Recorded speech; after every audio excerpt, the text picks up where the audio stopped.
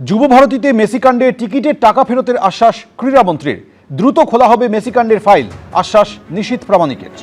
দেখুন, আপনি জানেন যে আমার মন্ত্রণালয়ে বসবার সবেমাত্র 7-8 দিন হয়েছে, 10 দিনও এখনো হয়নি।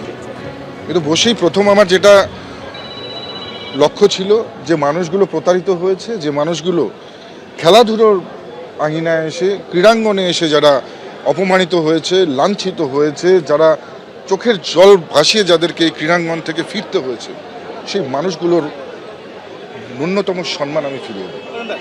এবং যে কারণে আমি প্রতিজ্ঞাবদ্ধ হয়েছি যে মেসি ফাইল অলরেডি আমরা সেটা তদন্ত চলছে, সেই ফাইলের স্টাডি চলছে এবং নিশ্চিতভাবে এর পেছনে যারা কালপিট রয়েছে তাদেরকে যেমন খুঁজে বের করা হবে, ঠিক একই রকমভাবে আমরা যে এজেন্সি প্রোগ্রাম করেছে তাদেরকে বলেছি যে কোনো প্রকারেই হোক, যারা কষ্টার্জিত অর্থ খরচ করে মেসিকে দেখতে এসেছিলেন এবং যাদের চূড়ান্ত অপমানিত হয়ে ফিরতে হয়েছে, তাদের প্রত্যেকের কষ্টার্জিত অর্থ ফেরত দিতে হবে।